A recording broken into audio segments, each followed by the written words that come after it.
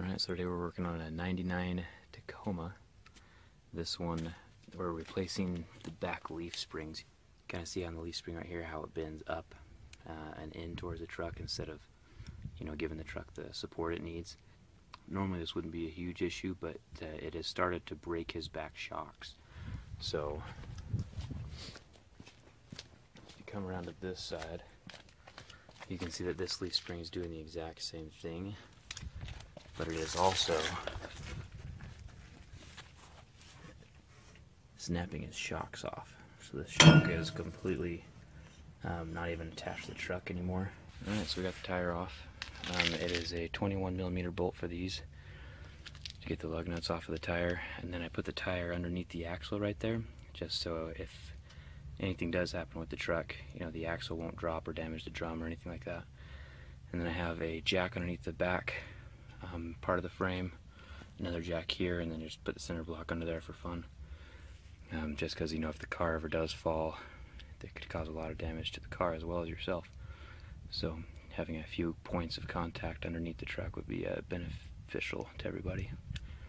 Anyway, the nuts underneath this are 19mm, same with this guy right here, and the one on the back. And then right now this is pretty stuck just because the truck has probably never, had this bolt taken off, and so sometimes they fuse together.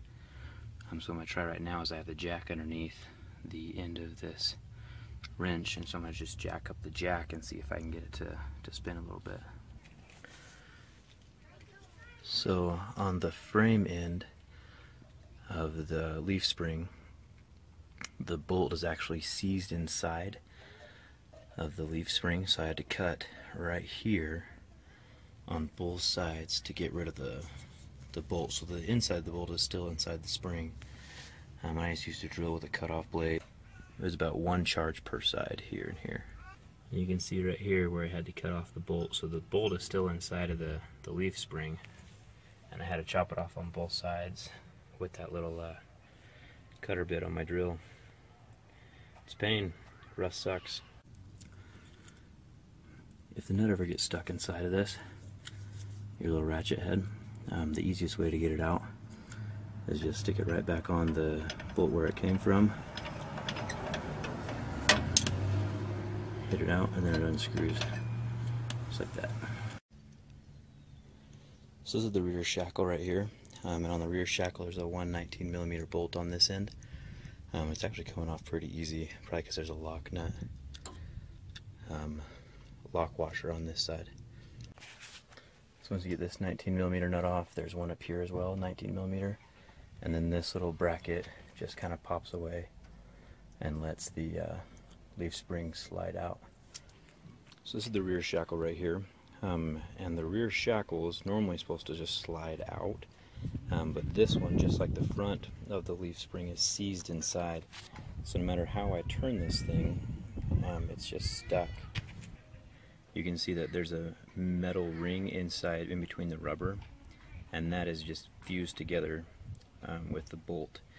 And I've looked around, on a couple different internet forums, and really the only way to get this apart is just either cutting it with a plasma torch, or if you're a poor college student, grab a drill and a cutting tool, just kind of hack away at it. So once I got that cut off, the head of it is still fused inside, and so what I'm doing right now is I'm just taking a drill to it and just drilling out the same size hole that it would have been if this bolt wasn't retarded. There we go. Got the bolt in there. I'll put a washer on the other side, and that is how you resurrect your old stuck shackles. Now that that's in, I'll be able to put them back in with the leaf spring and get everything undone. I also I unclipped this brake line from the brake so I could lift the leaf spring up and out of this. So this little stopper was on top of the old leaf spring. I'm just going to take it and plop it on top of the new leaf spring after I kind of clean it out a little bit. So when you're putting the new hardware into the shackles, make sure that you grease it up just a little bit on the inside. This keeps it from binding with the new leaf springs. Basically this is just being nice to the next guy who needs to take apart your rig. As a side note, make sure to, when you put this in your toolbox, that the lid is not upside down on a hot day. Okay, so I got the new bolt washer, and then I got a locking washer, and then the other nut on the other side. And this right here, there's a little nub on the bottom of this that fits inside this little hole. So when I align everything again, I got to make sure that hole goes into place. But I'm going to put the back shackle on first, so I'll know exactly where to put the axle when I load that back on. Also, as you raise the axle up into place, the little hole will also shift this direction as well. Alright, so as far as putting everything on, when I first started, I left the nut out here just so I could position everything while it was still loose. And then I came here and attached the U-bolts again, tightened them all evenly around the edge, you know, doing a turn here, turn here, turn here, turn there, until they're all tight. Reattach the shock. I'll link another video right here.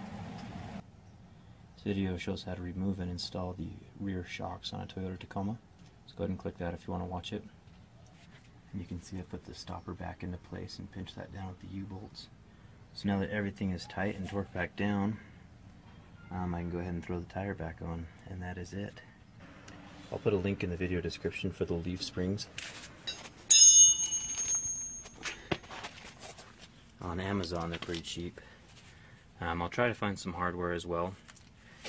And then as far as the rear shackle goes back there, you know, if you have the time to wait for a rear shackle, go ahead and buy one of those.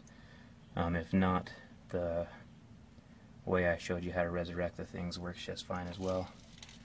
This side that I'm done with is 1 inch taller than the other side, so the other shocks were worn down to the point where it has 1 inch of sag in it compared to brand new shocks and leaf springs. To get to the driver's side back leaf spring, you need to take down the back tire, the spare, and so you take the hardware that you get from the where you drop the tire down and you stick it through that little hole in the top of the license plate right above the bumper, and you stick it in, and then you just ratchet down the tire.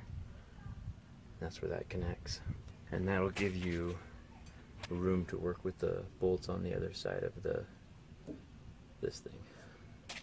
Anyway, if you have any questions, be sure to leave them in the comments. Don't forget to like this video if it helped you, and don't forget to subscribe. Thanks.